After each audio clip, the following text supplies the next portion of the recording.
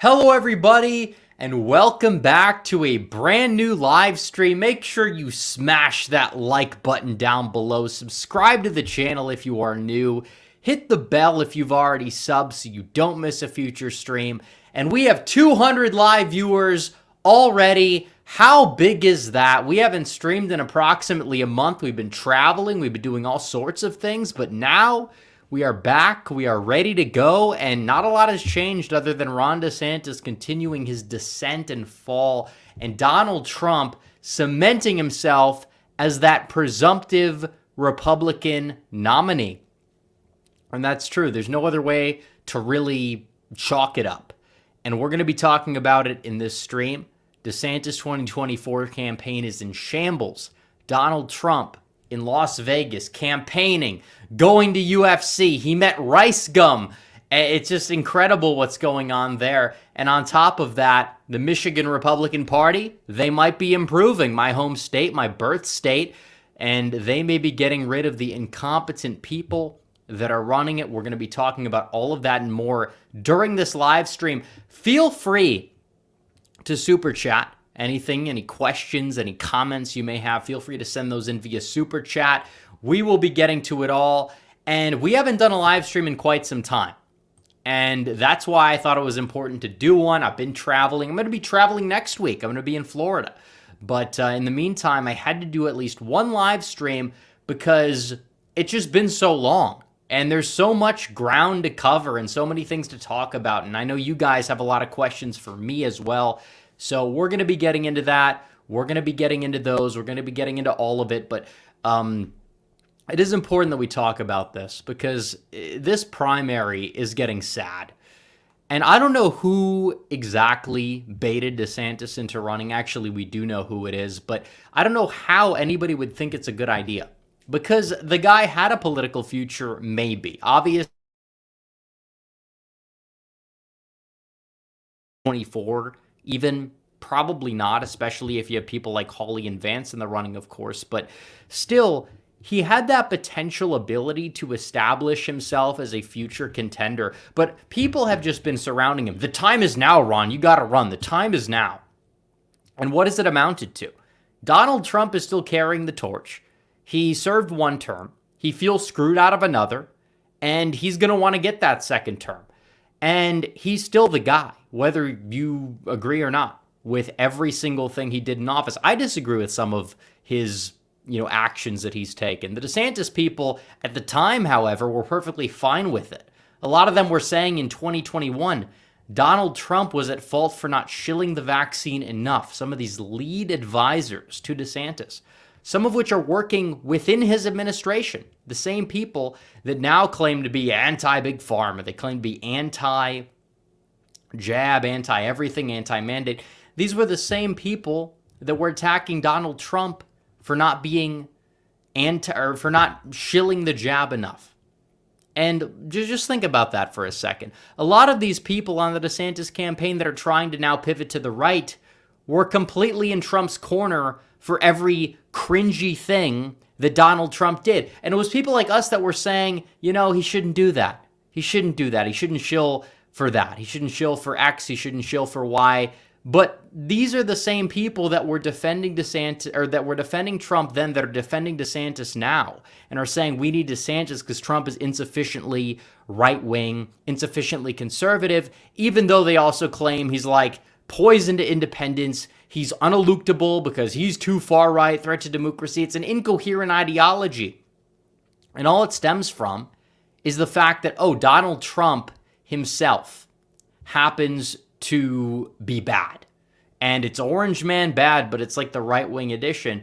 And in many times, these people are not only indistinguishable from the right wing that we saw in 2015, 2016, they're also indistinguishable from the left during Trump's presidency with the attacks we see on Donald Trump, because I will say about 80% of their attacks are illegitimate attacks. And the 20% of the attacks that may be legitimate, they don't honestly believe in that. They don't believe it. They just want to use those attacks as an excuse, as a vehicle to get rid of Trump. And indirectly, it's going to hurt DeSantis's electability, ironically enough, the more they keep up with this nonsense, which is funny.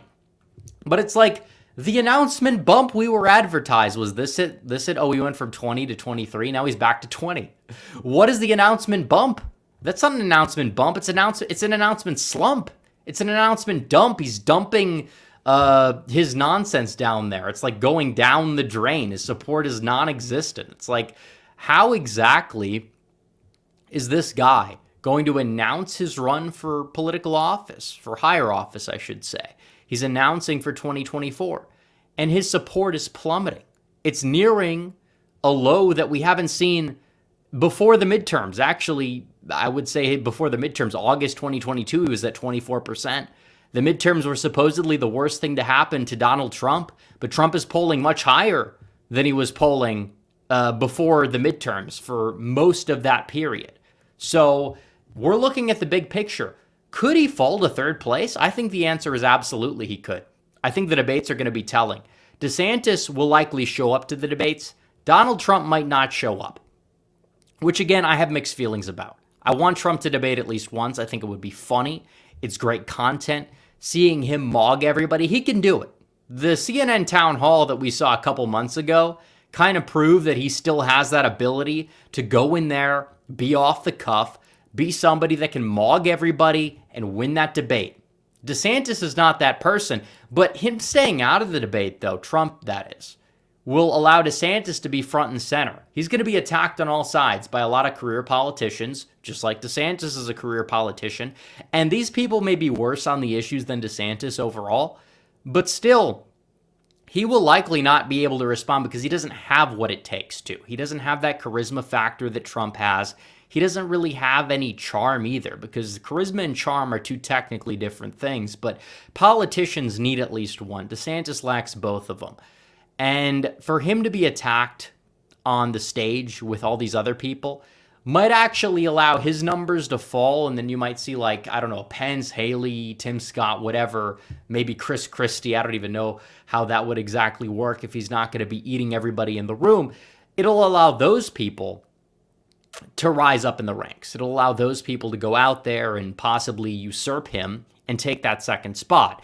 Now, that second spot's probably going to be taken at 14% or so, given the math in between DeSantis and some of these other people, to the point where it's like, it's only going to help Donald Trump cement himself as the nominee. But I would rather have him be there just overall. He can attack DeSantis, but I think he, at the same time, understands that everybody that'll be there, that'll be debating, will technically, attack the person center stage.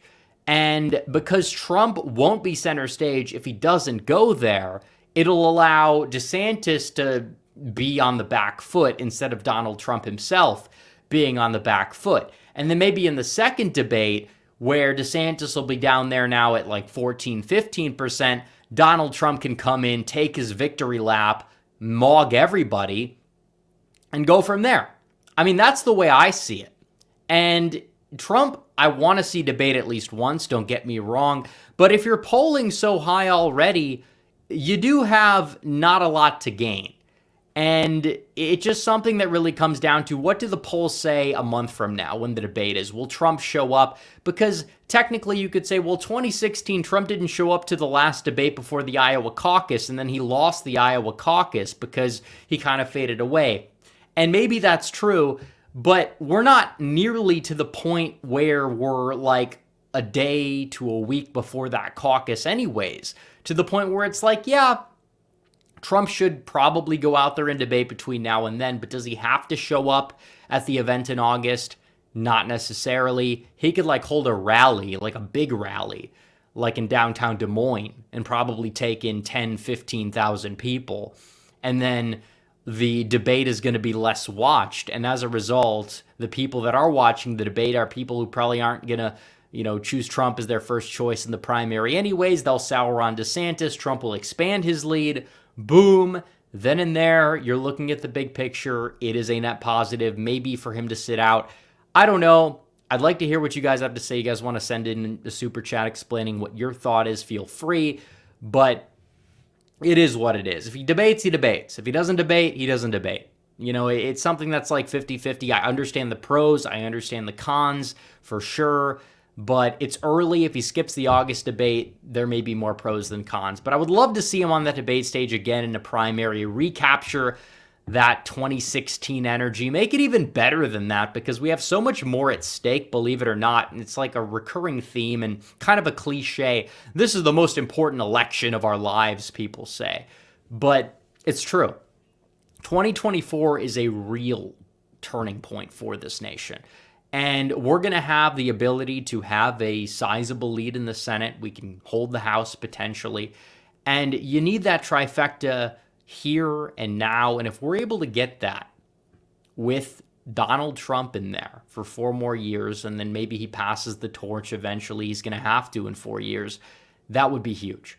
And obviously DeSantis is going to try to say, I'm the one that can beat Biden, without literally any proof that he has this ability to go out there and beat Biden, because people don't understand this whole like independent type of narrative, electorally speaking. Oh, well, he's going to win the independents. What's the proof of that other than my feelings? Because the polls are showing Trump performing better against Biden than DeSantis. DeSantis's favorables are tanking. His number of his favorable rating is actually lower than Donald Trump's favorable rating right now. It's lower than Biden's favorable rating. You could say, well, the unfavorable rating's lower too. But still, the more people get to know him, the less they like him. And if he's running a campaign that is as incompetent as the campaign he's running now, if he somehow magically got through a primary, what in the world would make you think he's going to get through a general election against Biden? Especially because they're not going to go easy on him, and he's not going to effectively fight back. He basically has no ground to stand on. And as a result, Donald Trump is that guy that can go out there. He can attack Biden. Yes, he's being hit legally. He's being hit by the media. He's being hit from the Republican establishment within his own party. But still, that's pushing him to be more effective.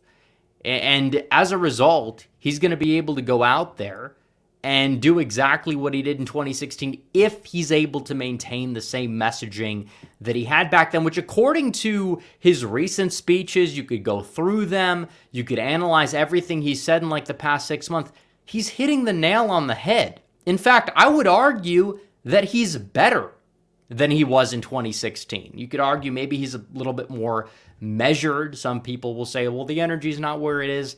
I've agreed with that in the past, but usually that was when he was talking nonsense. Now he's not talking nonsense. You're not hearing him say the radical left and the socialists 24/7. No, he's going out there and he's talking about the issues that matter, and he's relating to the American people, the same people that put him in office in the first place. And as a result, if he keeps that up, he's the only one effectively going to beat Biden. I'm not even saying it's guaranteed, but he can effectively do it.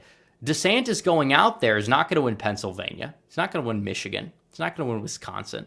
Trump actually gives you a shot in those states.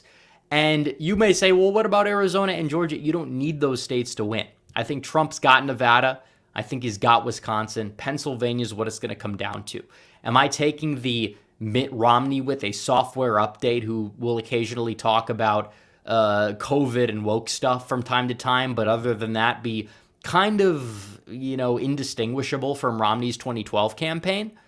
Or am I going to take the guy who's already won those states, trended them to the right in 2020, for the record, even if he didn't take them on record, and is somebody that could possibly go out there and do it again because he has been battle-tested nationwide and took a controversial slight loss in 2020 against somebody whose favorables have cratered since then, whereas Trump's have stayed the same. And if they have dropped by like 2%, those are mainly from IRL people who are opposing him in the primary, who are going to come home at the end of the day regardless. That's my take on that. I don't possibly see DeSantis getting out of this one.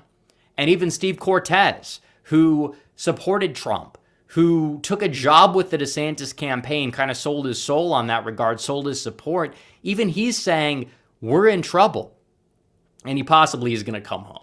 Which, by the way, that was a massive L he took. I liked Steve Cortes for a long time, and I still, like a lot of what he has to say. But for him to just take the job on a whim for the guy that he was opposing a few months before, very sussy, to say the least. Very sussy. But nevertheless, it is what it is. It just proves that the grifters are in the DeSantis camp, because a lot of people will say, we're the grifters. How are we the grifters for just standing by our principles, by standing by our guy? Wouldn't that prove that we're like the loyal ones? But they trash the concept of loyalty as well, which again, I understand that obviously people aren't infallible. And if there was somebody objectively better than Trump who would come along, who was more viable than Trump, yeah, we'd look into them, possibly support them over him. But that person is not there. And Ron DeSantis, I don't see as that guy. So when it comes down to it, it's like we stay by our principles. Don't change up our support. Don't change our views. Somehow we're the grifters exactly. I've lost followers and subscribers for attacking Ron DeSantis. I would do it again because I've just said the obvious. I've tried to be fair. I just state exactly the way I view the primary. This guy, and I've said it for months, I've said it for years even, that if you're relatively decent as a governor, it's not going to make you the best presidential contender. It's just not. And as a result, we're seeing that right now. And the way that DeSantis has been acting, capitulating to his worst advisors, many of which allegedly may be running these like fake Twitter accounts and artificially juicing them up to just attack Trump supporters. It's like, yeah, no, these people are not capable of victory. The way that they have this vitriol for the actual Republican base is insane. And they're wish casting a DeSantis victory. And they'll say, well, if Trump's the nominee, we're losing every state. It's like, no, we're not. Not how it works. I'm not saying Trump's guaranteed victory. I'm saying I bet you he will get Nevada. He will get Wisconsin. It all comes down to Pennsylvania. What's he going to do there? What's he going to do in Georgia? Pennsylvania is what it comes down to. He's got to still work for Wisconsin, Nevada, should still visit North Carolina. You don't have to go to Florida. I mean, make sure you're getting your votes out there, but you don't have to go there, at least as much as you had to in 2020. But what it comes down to is your ability to turn out voters. It's not even about the ideology anymore. It's about turnout. It's about a lot of different things. Are you harvesting ballots the way the left is? What are you doing in terms of the election front? Are you making sure people vote early if their support is cemented so the RNC doesn't have to chase after you at the 11th hour? I mean, that's what it comes down to, really. A lot more than anything else. And Donald Trump has the most people that can vote for him. The polls show it. And it's like, polls are not everything. I know we've attacked the polls for many years. They're not nothing either. And if you have full turnout, it's probably going to match the polls more so than not. So when it comes down to it, he's just going to have to go out there and do it. It's funny because the DeSantis people will attack every single poll except the POS Strategies poll, which is his internal poll. And that's taken as gospel. But the Trump polls are just like the mainstream media polls, or even like the non-mainstream media, but like not fully associated with Trump polls. Those get trashed. Like this one news outlet, by the way, I'm going to pull this up right here, which you could look at this. The poll that came out of, okay, not that one, wait. Here it is. The poll that came out of M Greatness, right? The poll right here, which shows Donald Trump up 5. He's up by 5 from where he was in June. DeSantis is down 3. And this is after DeSantis has spent millions of dollars in Iowa. He spent a lot of energy and time campaigning in Iowa, and he still is falling. He's faltering in real time. He's down there. Trump has a 23-point lead there. It's probably even higher than that. You're seeing him fall. You're seeing a lot of other people in the mix kind of just stagnate. Whatever, doesn't matter. Those people are the clown car, as we've dubbed it on this channel. But Donald Trump is still going up in these polls. Am Greatness, for the record, has more non-Trump running articles than pro-Trump articles. Like, they have a mix of both.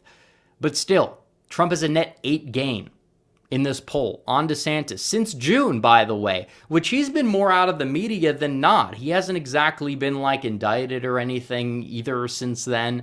Like, there hasn't been this rally around the guy factor either. But he's still up 8 points over DeSantis from June. It's like, give it up already. The guy's running an awful campaign. His wife is talking more on the campaign trail than he's talking on the campaign trail. His wife is doing ads where he doesn't say a word in.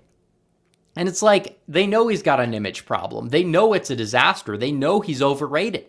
And they're just like trying to gaslight people into thinking that it's not the case, but it's true.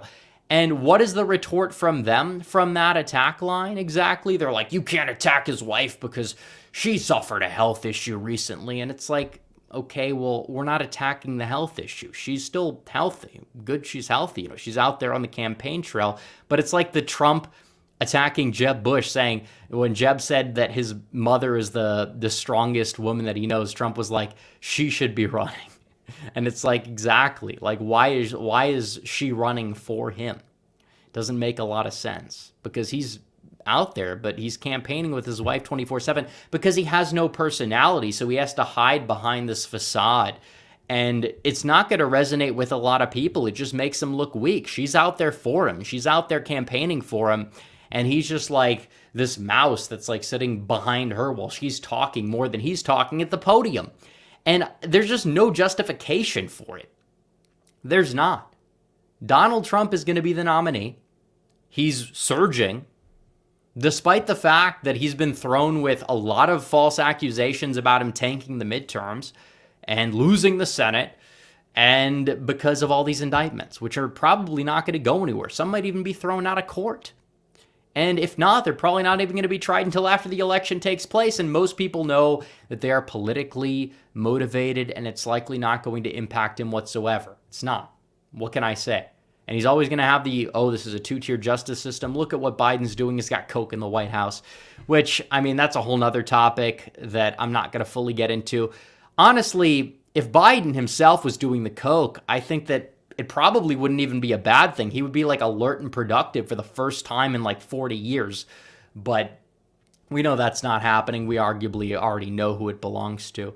But still, Donald Trump himself going out there, winning the polls. And he was campaigning in Nevada, which is another early state, by the way. And that's a whole nother thing we're going to talk about as well. Donald Trump going out there. He's in Nevada. And he was saying, and this is another thing DeSantis Twitter just was coping so hard about. They were just seething because Trump's like, yeah, I helped him and that son of a bitch is running. So he's saying it in jest, essentially. And I would play the audio, but I don't know how to exactly like configure it on the spot in StreamYard because it's not like sharing by tab, it's sharing by window.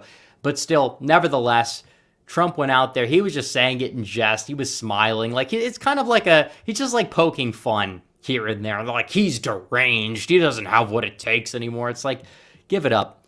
The bottom line that I have to say regarding these people is they're not being objective. These people are being malicious by and large. They're not actually trying to help the country.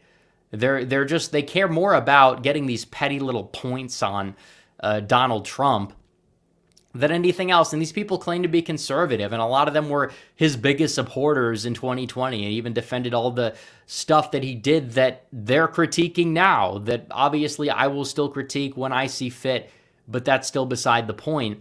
It's like, this is 2024. Trump has arguably showcased that he has learned from the errors. They're like throwing a temper tantrum. He's campaigning with Lindsey Graham. Meanwhile, Ron DeSantis himself is taking money from all the same neocon donors. He's taking money from all these like big pharma donors too. He's going to claim to be like the anti-jab candidate. Exactly. No, you can't do this revisionist history. Exactly. Ron DeSantis shilled the jab 1,600 plus times in public appearances. You're going to pretend like that doesn't exist now for whatever politically convenient reason? Of course it exists. And I'm not getting Trump off the hook for whatever he did. But it's like, seriously? It's not how it works. But still, it's like they don't exactly have direction, and they're spending more time like attacking people like Tim Pool on Twitter over some like nonsensical copyright fight than actually like trying to organize and help, spread their message in the real world. Because even when they do that and they have DeSantis in the campaign trail, it doesn't resonate. And his ceiling is like 25%. And these are ironically the same people that will trash my 2022 predictions, despite them having the same exact predictions, by the way. And then they're making these predictions and claims about DeSantis coming from behind out of nowhere and winning the nomination, which is even funnier. And then they're going to say, well, if Trump gets the nomination, he's going to lose North Carolina and Texas and Alaska and Kansas in the general election. It's like, yeah, whatever, dude. Like, nobody's buying this the hostage takes. Oh, we're going to hold the party hostage. Oh, you nominate this guy, you're going to lose everything. It's like, no, it's not how it works. Trump's not guaranteed victory. DeSantis sure as hell isn't guaranteed victory. I'll tell you that much, especially with the circumstances. If he was to get the nomination, you'd have a divided party. It would be brutal. It would be brutal. And as a result, they're going to lose. And they know they're going to lose, and it's the 5 stages of grief argument. Should we pull up the meme yet again? I think we have no choice but to pull up the meme. This is the meme. The 5 stages of grief, the DeSantis edition. Oh, he's going to win easily. The polls are wrong by 40 points. Wait for the debates. Wait for Iowa. They're in between this, anger, and bargaining right now, by the way. Anger's like, oh, these people are ruining the party. I'm going to vote for Brandon. I'm going to vote for Biden. No, they're not. And if they are, they may not have even voted for DeSantis had he got the nomination. Their only conviction is to be anti-Trump. Then you get to the bargaining phase. Oh, Trump hasn't cracked the delegate threshold yet. Oh, the delegates are going to vote their conscience. Yeah, then they're going to leave Twitter. A lot of them will come back. They'll be wearing the MAGA hat. Oh, we love Trump. We have to get rid of Biden. We got to defeat him. And it's like, okay, fine. Welcome aboard. You're not sitting at the front of the bus. You're not sitting at the front of the train. You're not going to dictate what happens. This isn't 2016 where we're inviting you into the cabinet again. Trust me, Trump knows that. I have it on good authority given my sources, but like, a lot of these people will gaslight you into believing otherwise. They don't exactly have the best interests of anybody in mind. But Donald Trump was there in Nevada. He goes to the UFC fight. He meets Rice Gum, the famous YouTuber that did the diss tracks, for those who don't know, from like 2017. It's a very big Zoomer lore, and I guess to an extent millennial lore as well. For those who don't know who he is in the audience. But it's funny because you had this other YouTuber that was beefing with Rice Gum named iDubbbz, who was like edgy, was seen as like a favorite among conservatives, and a lot of people on the right were siding with him at the time. And it's like he zooms to the left as like an actual cuckold that's not even a joke. And then Rice Gum somehow meets Trump, and he's like, relatively happy. He's, pro-Trump, at least like for the meme in this picture. It's just funny seeing how iDubbbz himself happened to like zoom to the left, and then Rice Gum, the guy he was like beefing with, is like cool with Trump. Now, I don't know. It doesn't matter. It's just funny. It's based epic Zoomer lore that Rice Gum met Trump. I mean, shows somebody this picture in 2017. Like, that's like the picture of 2017. What was relevant in 2017? Oh, Rice Gum, Trump was in the White House. It's kind of nostalgic in a way. I will say that.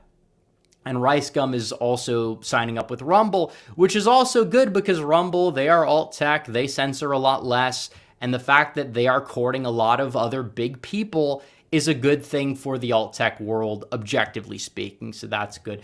But still, is what it is, guys. There's a lot we covered, and we're 30 minutes in. We have a lot of super chats, and I want to get to all the super chats, and if you guys want to send them in, feel free, but we got a lot to get to. It's the Q&A. I haven't done a stream in almost a month, and I'm probably not going to do another stream for probably around 10 days or so, so feel free. Got any questions now, speak now, or hold your peace for at least like 2 weeks or so.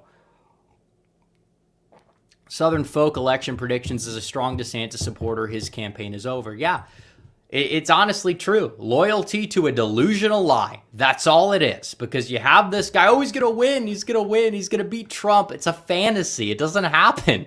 Like, Trump would have to severely go out there, consistently stab his base in the back like 30,000 times more than the like arguably worst things that happened during his presidency. And on top of that, DeSantis would actually have to be charismatic. He would have to be authentic. He would have to be capable. He would have to be good on the issues. He's none of those things nationally. Oh, well, you praised him as governor, Rep. You're being a hypocrite. No, that's not being a hypocrite.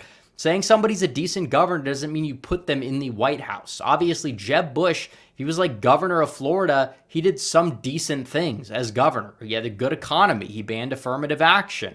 It's like, okay, at the time he was a decent governor. Doesn't mean we make him president, because the second he gets to the national stage, who is he beholden to?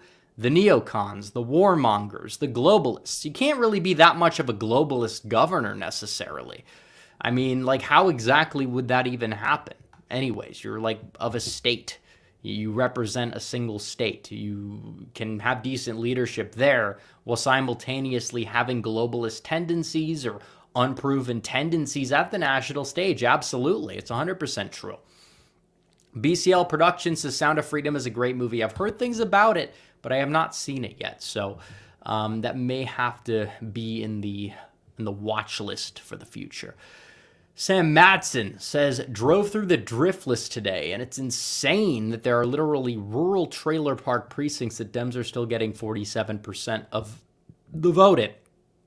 Well, that's where the Republican Party has to target. They don't do that. They go after the voters they're losing. The people who are never going to donate to them again, the people that are never going to vote for them again. That's who they're representing the interests of. They don't go after the voters they can win, because people will lie and they will twist the facts of the situation, and they will say, well, we'll shift the rurals to the right this much, but then the urban areas to the left and the suburbs by like a third of that, and the state zooms left. And it's like, it's not about urban versus rural. The white working class population in a lot of these swing states is a majority. That's your voting block you got to go after. And they don't go after it. They don't. And they keep losing for whatever reason. Trump in 2016 was like the only semblance we saw of a campaign that actually tried to reach out to those people. And thankfully, it seems like he understands that that's his target base for 2024. Meanwhile, what is DeSantis exactly doing? He's talking about woke. I did this thing as governor. And it's like, we don't like the woke, and we shouldn't like the woke, and we should oppose the woke. But it's a term that a lot of people are not going to exactly be able to define. It's like a very online type of campaign. It's like, how do you define woke? Can most people in chat even define woke? Like, Trump used political correctness, and that was the term back then, which kind of meant the same thing. And obviously, I think that, for example, that commercial was politically correct. I think maybe then you could like throw woke in there. You could use them interchangeably. But it's like, if this is a terminology that not a lot of people can define 100% of the way, that's within your target demographic, are you really running that good of a campaign? I personally would have to say no. Southern Folk election prediction says, let's talk election, said 2024 wasn't competitive. I completely disagree. It's a very competitive election. I'm not going to say that Republicans are going to run away with it, because I don't think they will. I think they're going to have to work for it. And even if you want to say, well, you're being a doomer, it's like, no, you have to pretend, even if you think you're ahead, like you're behind. I think we got a little too cocky in some races in 2022, and I think it bit us in the rear end, and I'll take responsibility for that to a certain degree as well. I know that all of the other people that also got the election wrong will not be able to do it, but they're just not very bright, intelligent people. But when it comes down to it, it's going to be a competitive election. I mean, 2020 is like the Democrat ceiling, and 2016 is like the Republican ceiling. And maybe, Nevada on top of that, but still, it's going to be a close election. It's going to be one in like 5 states max. So the fact that, it's not competitive, that's a lie, complete lie.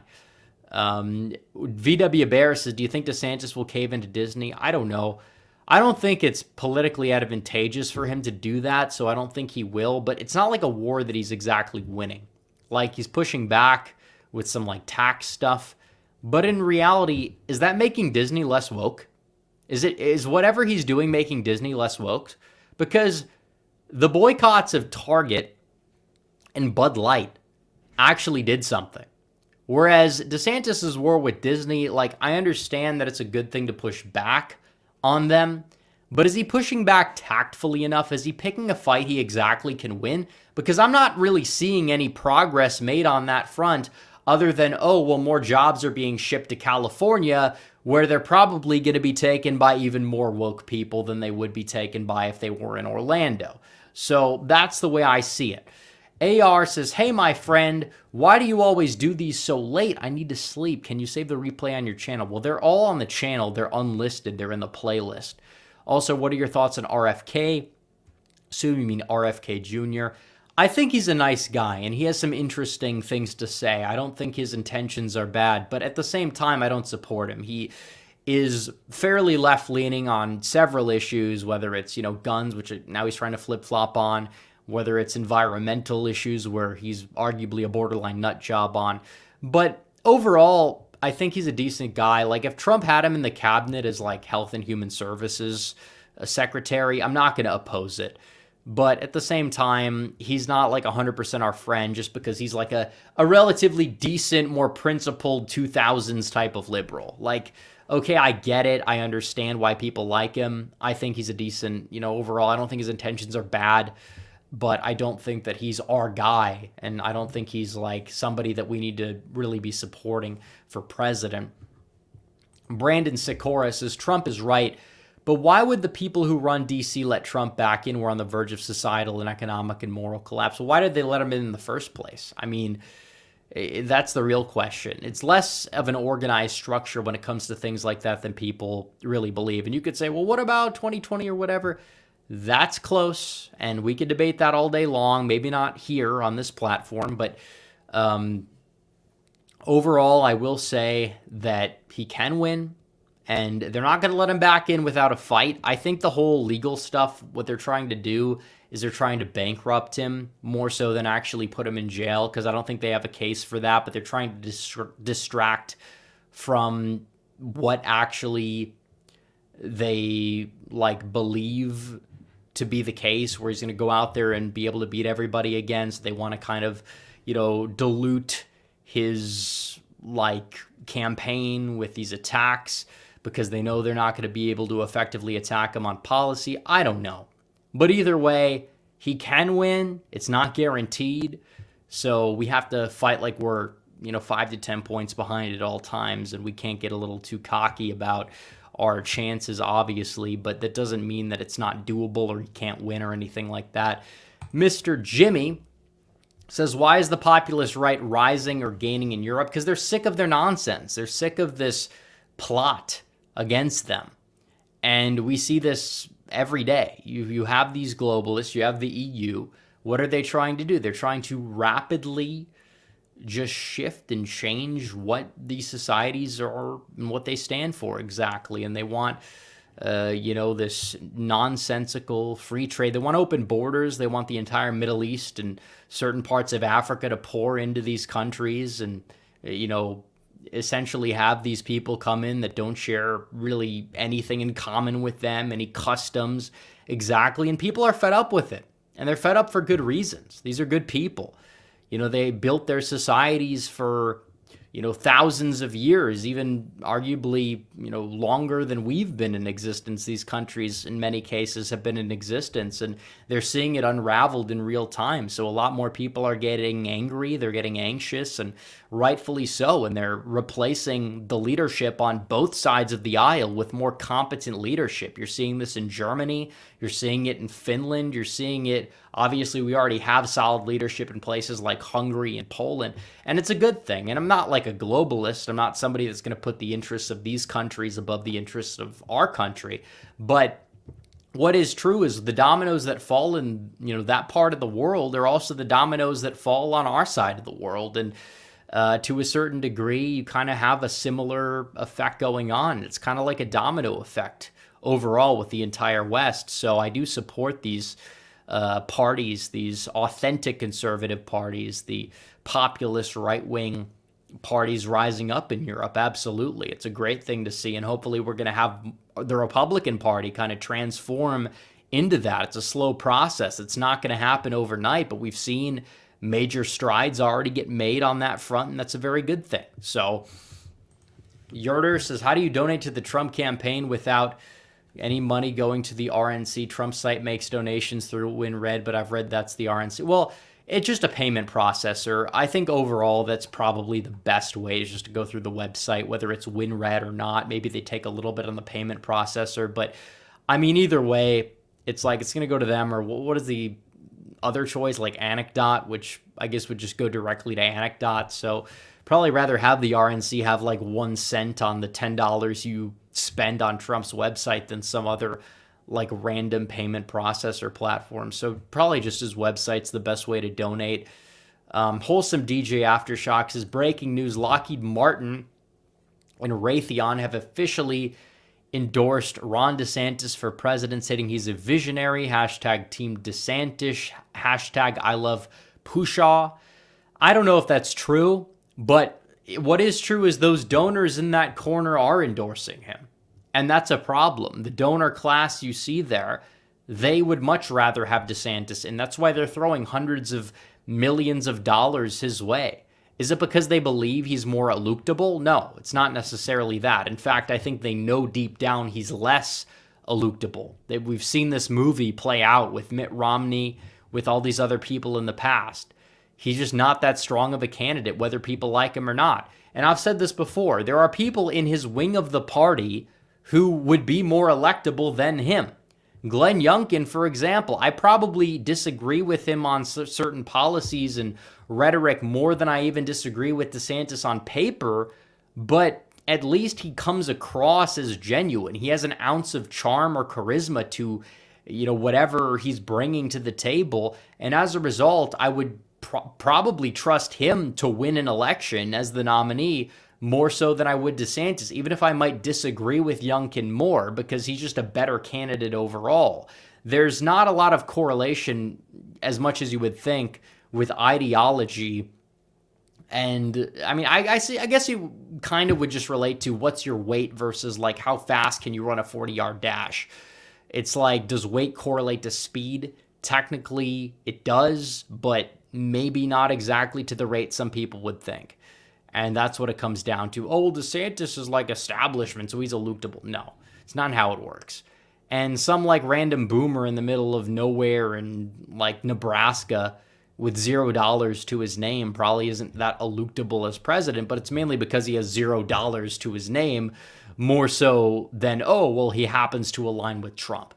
So that's what it comes down to.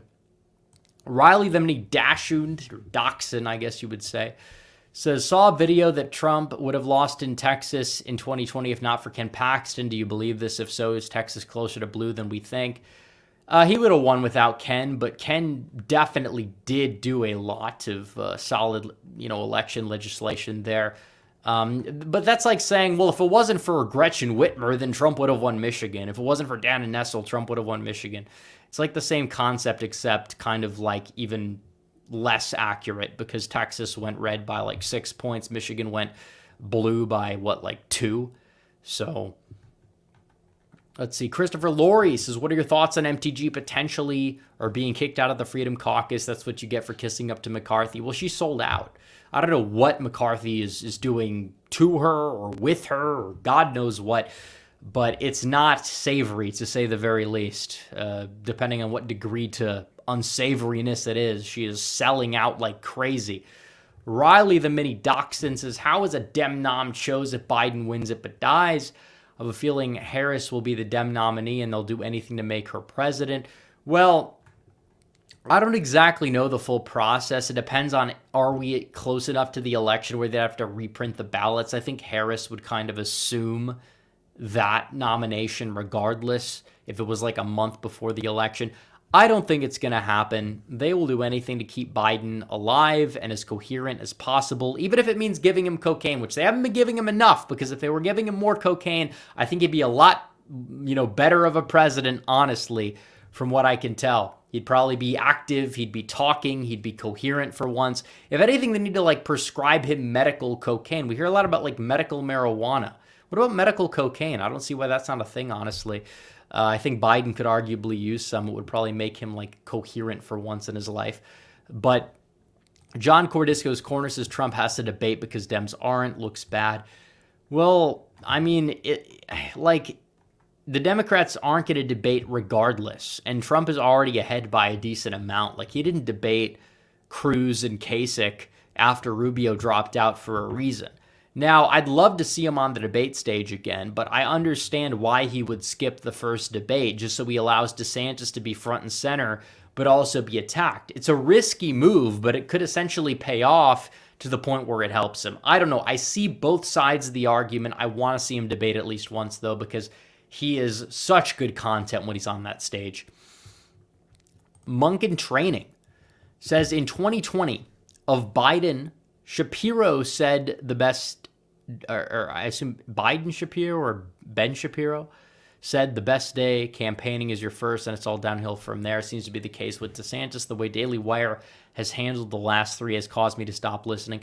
Well, they have been, not all of the people, because obviously we talked in a video recently about Candace Owens, and obviously Michael Knowles has been more pro-Trump than pro-DeSantis. But yeah, Walsh, despite like claiming to be as authentic and far right, he tries to market himself, which he's not really that. Like, he touches on certain issues to a large degree, but he's not ideal all around. He's not like a big national populist kind of guy or whatever. But it is true that Daily Wire as a whole, they were never Trump in 2016. And I've said this for the longest time.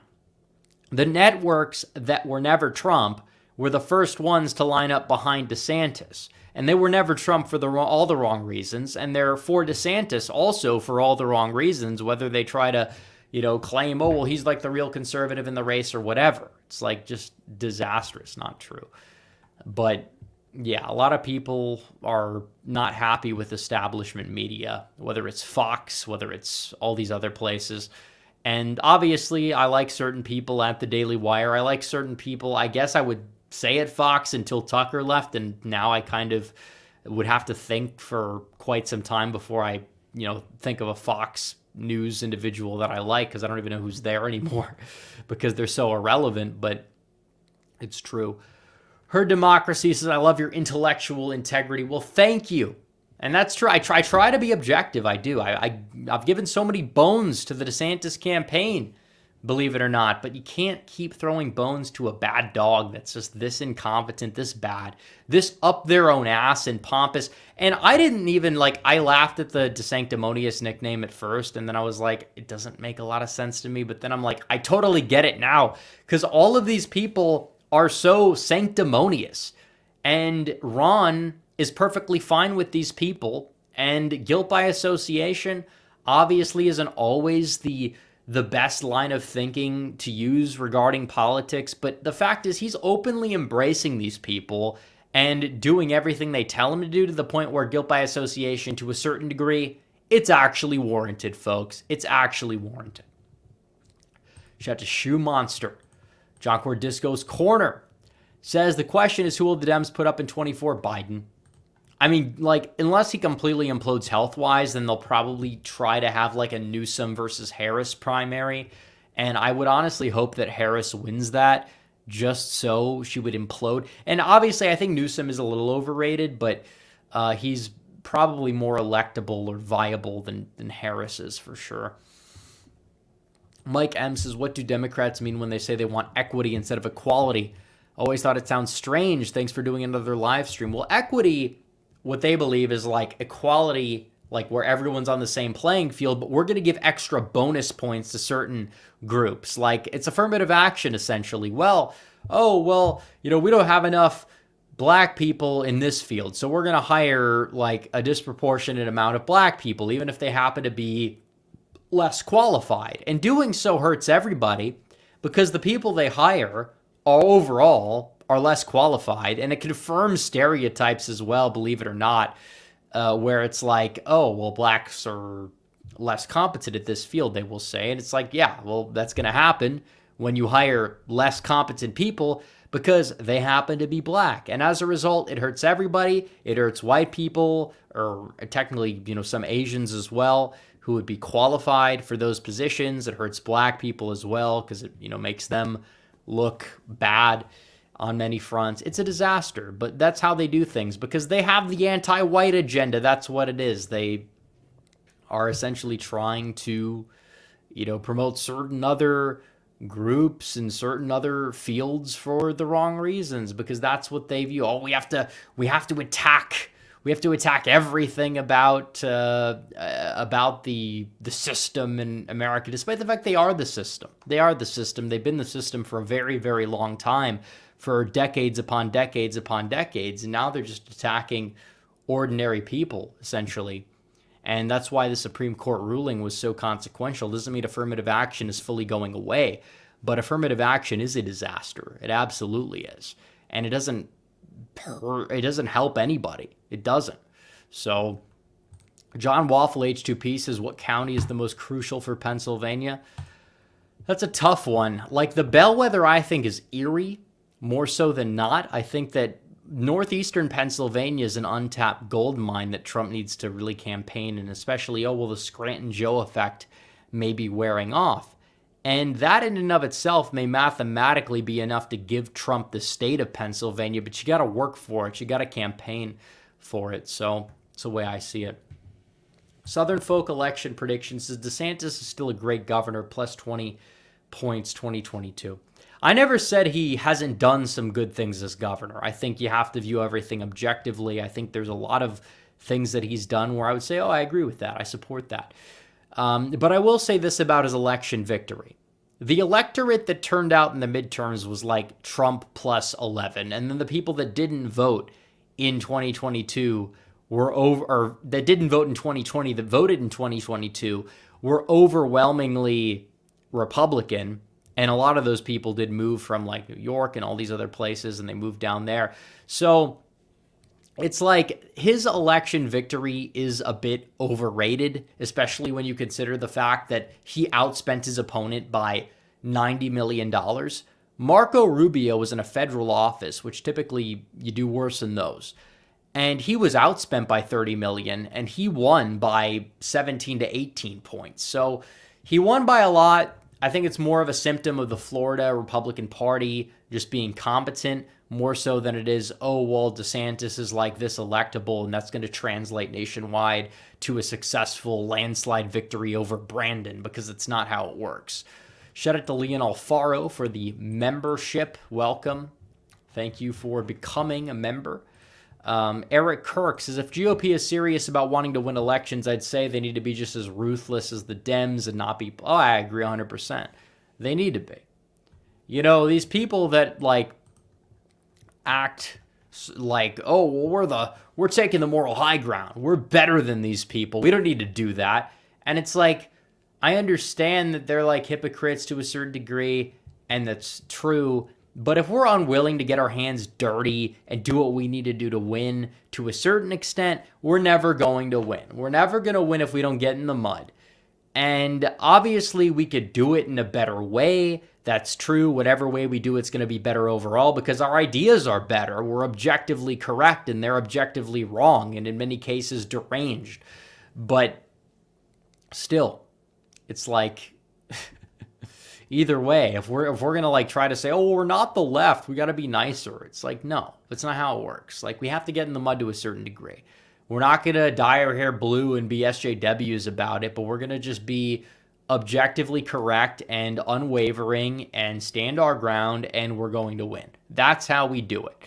And if we're going to cave and we're going to be adopting our opposition's views 5-10 years ago, then what exactly is the point? Accelerationists will have their argument then that the conservatives are pointless because they don't conserve anything. And I want to conserve something. In fact, it's not even about conserving at this point. It's more about rolling back the clock to a certain degree. And incrementalism has been used against us for a long time. We need to start using it against them. We need to be a little bit more tactful about how we do certain things. Obviously, I agree with that. So Blues Basis says the AI DeSantis black guy has more riz than Ron. Well, I don't know who that is. The guy from Twitter. the Culloden free guy. Yeah, I know who that is. No, these people as a whole, his staffers technically have more charisma than him. That's true. It's not a hard bar to pass, but they're just so insufferable. They're very insufferable people. All these DeSantis influencers are, many of which are people in his administration, allegedly. And I don't want to say it's for sure, but like there's these rumors that the Max guy is like his ex-press secretary, which again, they sound identical, and like they won't go into Twitter space with each other, so maybe there is truth to that. I don't know. And like the Max guy's tweeting out things that are like only accessible to the governor's office at the time he's tweeting them out, so maybe there's truth. I don't know.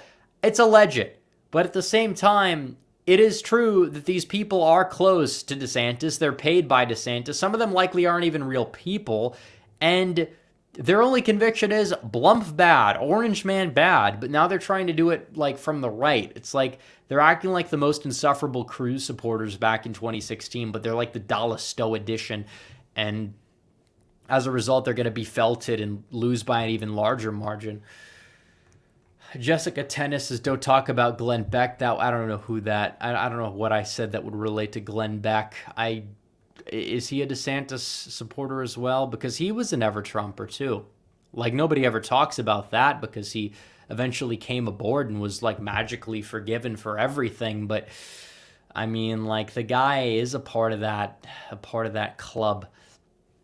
Mole Playing Rough says, I'm a little worried MGP will be able to grift her way to a second term over Kent. Should we be worried about her holding on? I mean, in a presidential year, it depends on turnout. That district is moving left, which I think speaks volumes. And if Trump is able to go out there and win it, I think that there's a very good chance she does go down. I don't think you're going to see a lot of ticket splitting the other way with Trump at the top of the ticket. We didn't see that in 2020 when a lot of people thought we would see a lot of it. So I don't know. I think that overall, you probably will see that seat be one of the ones that'll be flippable, mainly because more time and energy will be spent on it. Kent was outspent. He barely campaigned, was not the best campaigner, but if he puts better people around him this time, then maybe he would win. Last time he put people around him that told him to say that, Christianity is divisive and Christ is divisive, and one of the guys that was a part of his campaign celebrated the fact that my channel got banned for 40 hours in a private chat room, which I don't understand why he would be doing that. I don't know why he would be celebrating the fact that I got banned from YouTube or whatever if he's actually like an authentic conservative, if he actually has these, nationalist, populist principles. Of course, he probably doesn't. He's just a Fed who goes out there trying to ruin everything and ruins everything he touches. Whether it's the Kent campaign, whether it's the Cassidy campaign in the runoff or whatever. Disastrous. Benson X says RDS or DeSantis messed up by attacking Trump on the Biden laptop. Yeah, what is this new take? Oh, Trump is bad because Trump colluded with Biden to help him lose. Like, that's the new take. That's literally their new take. They have zero material. Everything they say is a lie. Everything they say is just untrue. And as a result, they keep losing support because they spend all of their energy on all of the wrong things. They're lol cows. They're laughable. They're going down in flames. It's incredible. Tucson PaleoCon for 20 says, have you seen the movie Sound of Freedom yet? I covered this earlier in the stream. I have not exactly seen it, but we'll see. Zachary G says, I think Trump has a good chance against Biden because he's going to places and connecting with people and his messaging is on point. Yeah, him in 2020 is him going back, or him after 2020 has allowed him to go back to the drawing board a bit. And for everybody that's going to sit back there and say, well, he didn't do that in the first term, it's like, well, first of all, therefore anything DeSantis has done in the past few months doesn't count because that's his second term. But on top of that, it allows Trump to kind of understand, hey, well, now that he's out of office, he's an outsider again. He could look back at his administration, lament certain things, associate with different people, and that's what he's been doing, which is good. And on top of that, his messaging has improved, and he's talking to real people. He's going to Dairy Queen. He's going to Waffle House. He's going to McDonald's. He's buying it for everybody. They're making up fake stories about Trump not paying for people's food, which is a lie, a proven lie. And the DeSantis supporters are shilling this lie because that's what they do. They're shilling the MSM lies so long as it makes Trump look bad. So that's the way it is. FM32047 says sleeper chess move for GOP voters. Vote for whichever Dem faces Schiff in the Senate so that he won't win. They're rare, but there are California Republican voters. Schiff belongs in jail, not the upper chamber. I mean, that's another thing like that. I hope a Democrat wins, or two Democrats win that primary, because they're going to be spending so much money on that race to the point where at the end of the day, like, we're going to be able to use more in Michigan, or not, well, probably not Michigan, but Wisconsin, Nevada, Ohio, Montana, West Virginia. We're taking back the Senate. And Trump gives us the best chance, by the way. Anyone telling you, well, Trump's going to hurt us in Montana, they're like just brain dead. Very low IQ people. They're sanctimonious. They're so up their own rear end. They don't know what the hell's going on. And the down ballot effects for Trump in these red states like Ohio are like, that's enough on its own to warrant Trump as the nominee. Even if he's guaranteed to lose, DeSantis is also pretty much guaranteed to lose, probably more so than Trump even. It's like, for the sake of the Senate, put Trump as the nominee. You're going to flip it. You're going to have 52 at a minimum. And that's my take on that. And it's the objectively correct take. Sam Madsen, as people are seemingly a lot more fed up in Europe than America, what gives? I mean, I think it just, comes down to the fact that they have that system that's more fractured. Like, are these people winning 50% of the vote? No. But are more authentically conservative, national populist type candidates like killing it in GOP primaries? Absolutely.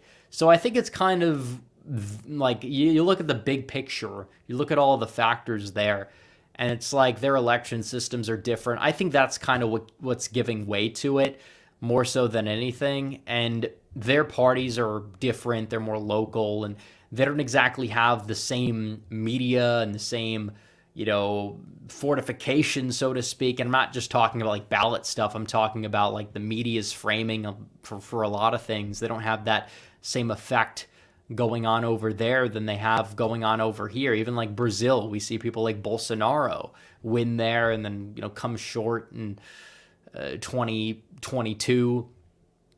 So when you look at everything, it's like, yeah, they're probably maybe more fed up, but they don't have the same culture, media, election system that we have here. So BNDR News says, look at the 13 keys to the White House. I mean, I'm going to make a video on that, pre-record it tomorrow, probably have it out in like a week, because that is true that they're not really talked about a lot, but they're flawed. They're a flawed system. They had Gore winning in 2000. Technically, if you apply them correctly to the 30s, you would have had Herbert Hoover win over FDR, and he got completely shellacked. So it's like, it's not always a perfect system. It's very vague. It's very, I guess you would say, subjective. What's a military failure? Because you could say Afghanistan's a military failure. Trump's not going to let people forget about that, but apparently that doesn't count according to Alan Lichtman, so whatever. Shane Keena says RDS has outlived his purpose. Trump learned what he needed from him, and now he needs to learn messaging from Vivek. I mean, Trump's messaging as a whole has been solid. I mean, there's been very little he said recently that I've had a gripe with, and I've always kept it 100. I've always kept it objective. I've critiqued certain things he said last year, the year before, but I haven't heard him say something that I'm like, this is not good. I mean, like the whole attacking Florida for COVID compared to New York stuff, I didn't like that. I guess that would be like this year, but that was months ago. And it's like, I don't even think he believes that personally. So it just is what it is. But his messaging overall is pretty solid, I would have to say. It's better than it was in 2020. It's better than 2016 to a certain degree. It's like refined 2016. But everybody that claims, oh, well, Trump needs to go back to 2016, he's like too far gone. It's like they never supported him in the primary back then anyways, in any capacity. So like, does it exactly matter? Like, to be fair, I didn't support him in that primary till April, but I was like 15 years old. So like, it's kind of a disconnect there. A lot of these people have been in politics like for years before that, and they shilled for all the worst rhinos and neocons before Donald Trump. These boring people that don't resonate with literally anybody that matters when it comes to winning an election. Oh, well, Romney won the independents. Yeah, he couldn't even crack 207 electoral votes. He got shellacked by a very vulnerable Obama.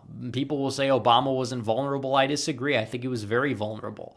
But at the end of the day, he wasn't effectively attacked. Romney, like, essentially died out there on the campaign trail, got shellacked at the end of the day. So that's what it comes down to. Robert Id says all of Trump's best VP possibilities are in Florida. He may need to move. What do you think about Youngkin as VP? Youngkin's going to be too busy being governor. I think Trump will have his options for VP. You can watch my last video. We covered pretty much all of them.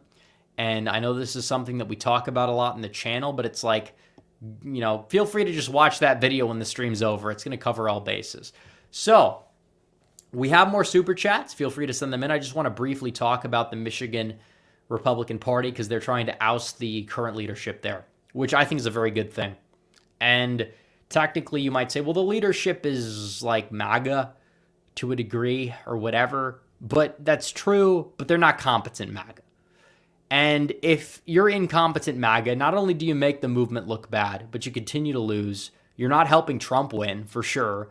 You're just doing a disservice to everybody. And as a result, we need to replace them with more competent people who are solid. We don't want people who are rhinos. We don't want people who are incapable of winning and make the brand look bad either.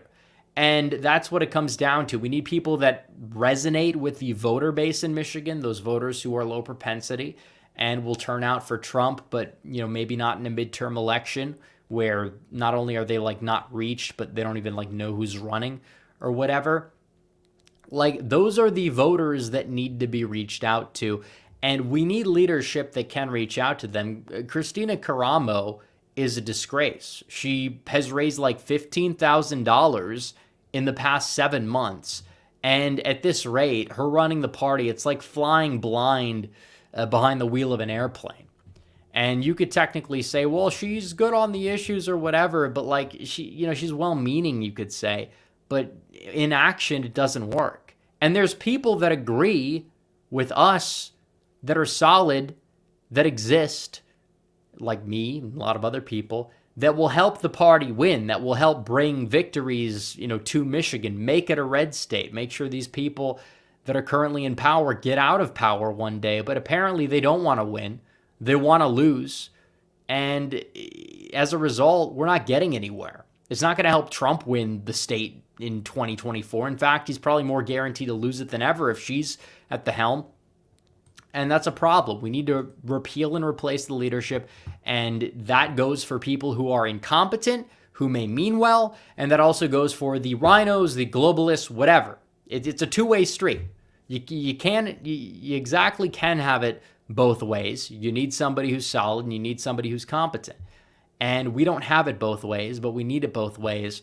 And I'm going to probably do a video on that tomorrow. But still, Michigan as a state, not looking super good right now. But if we can get rid of our current leadership, replace the leadership we have with better leadership, probably even get people who are more competent on the issues as well than Caramo in there, then we're going to be solid. So, Mr. Jimmy says, thoughts on Bolsonaro being banned from running in 2030? Did that actually pass? I think it's a disgrace. It's a disaster. They're going to try to do everything they possibly can do to limit people from taking power while claiming that they're the threats to democracy, whatever. Yeah, okay.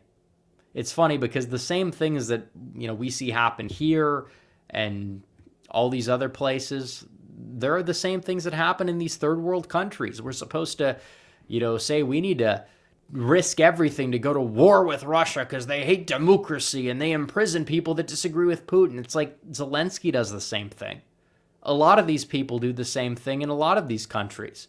And we're not far off from seeing that here. Why do you expect me to care so much about what goes on in Russia when we're seeing it in our own backyard, when we're seeing it in all these other places? And even Russia's enemies doing it to a much larger degree. And I'm not defending Russia. I'm not like pro-Putin. I don't think he has our best interests in mind. But like, there are things about Russia that are not the worst things in the world. And there are positive things they do. And there's a lot of negative things that Ukraine has done. And you're not allowed to talk about either for some reason because it goes against the globalist agenda. Ukraine is the dumping ground of a lot of these these shady business deals for a lot of politicians. They care more about protecting Ukraine for that reason than they care about protecting our own country. That's a problem. That's why they want to send all of our hard-earned taxpayer dollars overseas to this hellscape, essentially. Neil Thacker says Youngkin's a corrupt Bush neocon. I think he's a Republican version of McAuliffe. The legislature probably flips Dem this year. I would say that I push back on that to a certain degree. I don't think that he's as bad as somebody in that sphere. I do believe that at the national level, he probably would be a little bit more of a neoconservative than people think. I do think that as a governor of Virginia, he is pretty solid, especially for a Republican in a state that voted for Biden by over 10 points. He's done some decent things and probably governs like he's the governor of Kansas or Oklahoma instead of governor of Virginia, which I will say that's a good thing about Youngkin. But in terms of saying, oh, he's like exactly like Bush, I've heard from people he's decent behind the scenes, which that's hearsay. I get it, but still, I don't think he's like, oh, he's this evil guy or whatever. But either way, I do think he would probably lean a little bit more neoconservative on foreign policy if he gets to the national stage, mainly because of the fact that, you know, he was from that Bush-aligned firm with the Carlyle Group. He was their CEO. But as a governor, I think like when it comes to the education stuff, anti-CRT, I think that's genuine overall. I think he's decent overall as a governor there. I'm not going to have a lot of negative things to say about him. But like it is true that you have this phenomenon where, oh, somebody wins a governor's race, they're going to be hyped up to be the next president. It's like, no, it's not how it works. Like, please stop hyping up everyone who wins an election. Are we that down bad as a party? Apparently we are. As a movement, we are that down bad. It needs to stop now. I'm glad he won. He's been a decent governor. I will say that. Brian Catanzaro says, how do you think about the lady who cursed out the suburbs in Wisconsin? Do you think that'll help the Republicans election-wise? Maybe in her election. But as a result, I mean, the suburbs were cursed out many times and moved left, so I don't exactly know. But the Milwaukee suburbs are not the suburbs in Minneapolis. They're not even like Oakland County, Michigan. They are relatively conservative. Republicans have a high floor in them because of educational demography, which is something that I've talked about a lot, and people don't understand. Suburb and rural does not matter nearly as much as white working class versus white college-educated voters. There is a difference there, and the split is far larger, in the latter in terms of correlation than it is rural versus suburban. Joshua's Excel says thoughts on the Arizona GOP. Well, they have work to do. I will say that. They have work to do. And it seems like the new leadership overall is better, more competent than the old leadership, but they need to win an election. They need to win and help Trump win in 2024 for me to say, oh, they're on a better track.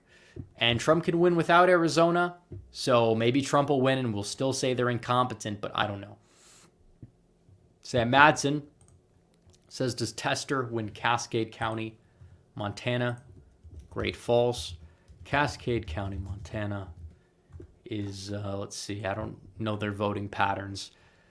They voted blue in 2008. Trump won it by 20. No, I don't think he wins it. If Trump's winning that county by 20, by 21 in 2016, and actually third-party vote share dipped, but Trump's margin stayed the same. Yeah, no, I think that's going to flip easily into the column of hopefully Rosendale. That's another thing. Everyone's hyping Sheehy up, but like this guy, what is he other than some defense contractor's wet dream? Like, oh, well, this guy's like a Chad, served in the military, probably has these neocon tendencies, given who's trying to entice him to run. And it's like, yeah, I don't really see what's exactly super special about him. We saw a lot of people that were quote-unquote self-funders go down in 2022. And I think that arguably hurt Republicans far more than, oh, well, they're Blumph candidates, like the takeaway that we heard. It's like, oh, Trump lost us the Senate. We lost the Senate because of a snowstorm, a crazy ex-wife, and an annoying gay kid. That's why we lost the Senate. The snowstorm was Nevada. The annoying gay kid was Georgia with the Herschel Walker scandals and his son turning on him. And the Pennsylvania thing was the ex-wife. The good candidate, the good recruit dropped out. And then we had to deal with Dr. O, Dr. Oz, who we tried to like, but, you know, at the end of the day, didn't really resonate well. And obviously Mastriano, top of the ticket, not a lot of funding, was hurt by that, didn't do super well. Definitely hurt that the chances for Oz, but it's not the only reason why he lost, but is what it is. We lost the Senate for a lot of reasons, and it wasn't necessarily Trump. I agree. The recruit in Georgia, flawed. Herschel Walker, I understand he's friends with him, but that's, he had skeletons in his closet. I didn't think he'd underperform by that much, and I think the scandals may have added up to a certain degree, but it is what it is. It really is. Peter Griffin, despite having Joe as the PFP, says, do you think Trump can flip Georgia or Arizona? Can he win without these two? Yeah, he can win without those two if he flips Nevada, Pennsylvania, Wisconsin, doesn't need anything else. But he can flip both of those states. I think he probably, honestly, the bold prediction is he flips one.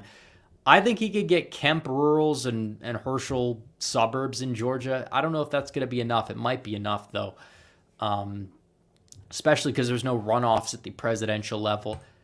Sniff My Bread says, what do you think about Rudyard Inc.? I don't know who that is. Oh, what if Altis? I've heard of the YouTuber. I don't know much about him. Hopefully you didn't dox him there. I don't know if that's his docs, whatever. Hopefully not. Jimbo Says, Red, do you think the Republican Party could be competitive now that JPP has thrown his hat in the ring? I still don't know what that is. I have no idea. But that's it for Super Chats. And I don't have anything else on the docket for tonight. But let's see. Okay, we have more Super Chats. I was going to say, if you want to send in more Super Chats, feel free. Mr. Jimmy says, is Casey and Ron the GOP version of Bill and Hillary? I think that's kind of like a decent analogy, because what it really is you have Bill come along, Hillary's by his side, also trying to, get the spotlight a little bit, gets the spotlight, and eventually runs for Senate and then political office. I absolutely think there are parallels. Do I think that Casey is like a demon like Hillary? No, I don't. But at the end of the day, similar vibes. She's wearing the pants. Ron is shorter than her, which is not good optics. And you could say it shouldn't matter. It does. Really does. The average voter voting based on vibes. And she's talking far more on the campaign trail than he is. She's talking he's getting emasculated. And it's honestly if he loses, could there be a rift in that marriage? Possibly. I don't wish for that at all. But that's how these things work. And the DeSantis campaign will say that's horrible to say, but by and large, there is some truth to that. And I think that they kind of are both vying for it. And they will hide behind, oh, well, she had a health condition, so you can't attack her. But she's attacking everybody on the campaign trail. It's oh, bad things happen to people. I'm sorry. Okay, Trump lost his brother to alcoholism back in the day. That doesn't mean that Trump is immune from criticism on any fronts. When he's talking in politics, when he's running for office, absolutely. You're not immune from criticism. And neither is Casey, especially if she's wearing the pants and she's talking more on the campaign trail than Ron DeSantis, because it absolutely does play a role in his political campaign. She's in every ad more than him even. She's the one talking in the ads. Why isn't she running for president? If it's this bad, why doesn't she run? And that's the way it is. Ron DeSantis is somebody that has been astroturfed, and now he's getting exposed. He's like the football player who goes to the NFL, put up big numbers in college because he had horrible, piss-poor competition. Oh, he's throwing for 45 touchdowns and 2 interceptions. Goes to the NFL, Jamarcus Russell, Ryan Leaf, Josh Rosen, all these people, same concept. And I said this a year and a half ago for all the brain dead morons out there who are going to say, well, you didn't say anything bad about DeSantis till he ran against Trump. And it's like, even so, like, you act like that's not a legitimate criticism. Him running against Trump is dumb. It's objectively dumb. Anybody else running is dumb. The DeSantis people will trash Vivek for running, even like Pence from time to time, because they're like, oh, well, they have no shot.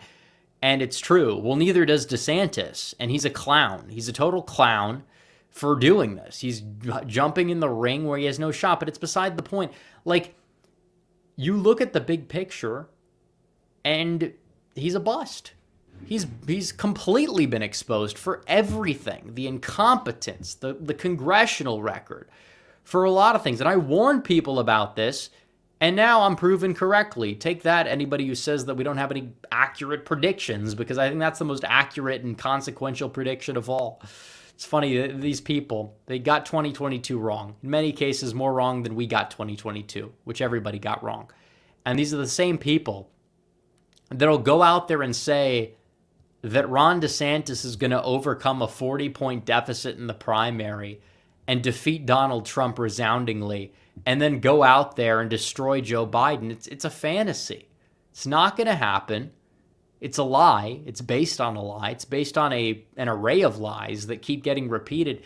He's literally not electable in any way, shape, or form. I've yet to hear an argument why, other than the independence argument, which still doesn't even add up fully. And the polls don't even show that in every poll. And it's like Romney, Kerry won independence, lost the election. Donald Trump came 20,000 votes or so away if you flip the votes in 3 states in 2020, despite losing independence by 13 to 15 points, depending on the exit polls. That's crazy.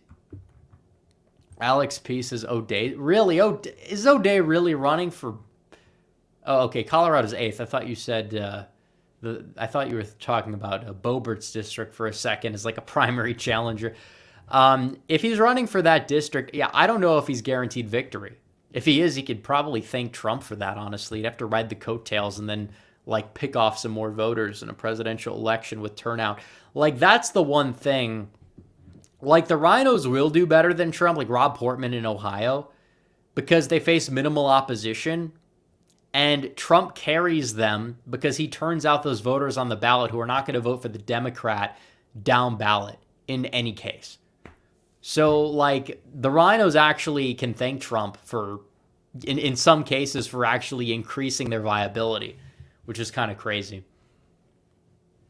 But I don't know. All right. Any more super chats? We'll get to super chats, and this will be the last call for them. If not, we will end the stream. It's been a great stream so far. We've gone on for over an hour, and it was a good, welcome back stream. I'm going to be gone again, but we're going to pre-record a good deal of content tomorrow that'll be released over the next week or so. So you guys are not going to be waiting. We're going to have content as much as we can. Hopefully I could take the mic with me, so if there's any big news, we could possibly go out there and record something. I don't know. We'll see. But this is the last call for super chats as of right now. So if you guys have to send any in, now's your time. You're not going to be able to super chat for probably 2 weeks because we're not going to be doing a live stream. So Sam Madsen said, would Brown win Wood County, Ohio? I don't think so. I kind of know that one off the top of my head. Did he win that in 2018? I don't even know. But I mean, Trump wins that by like what, 20? Or okay, maybe not. He actually won it by 7. Okay, that's a close one. I think that the Republicans probably do win it narrowly overall. I think Trump probably wins it by like 10. So Moreno or whoever the nominee is probably wins it by like 2. So let's see. People are talking about the Georgia indictment. Yeah, I don't think that's going to matter if it happens. It's another wishful thinking. There's no like ground proof evidence that Trump like violated the law with Georgia. Like, the only thing that's like they can try to make a case for is the boxes case compared to everything else, because the whole New York DA thing was bogus. The Georgia thing is also going to be bogus. And the documents thing is also bogus to a certain degree, and it's very selective because a lot of other people have done the same thing. But that may get thrown out because of a technicality. You have a pro-Trump judge overseeing the case. And on top of that, the Presidential Records Act itself will likely get Trump off the hook to a certain degree. And even so, even if they get him on some minor charge throughout the whole thing, I don't think it's going to impact anything. I think if anything, it's going to help him. Let's see. And help him overall with his own like base turnout. Obviously, Democrats, regardless, whatever, they're already baked into the cake in terms of even if he gets free, doesn't exactly matter. R. Watsinski, we missed the super chat, but here we go. Can you see Scott topping DeSantis for second place? Yes. I actually can, especially in like Iowa and maybe even South Carolina too, because he's imploding.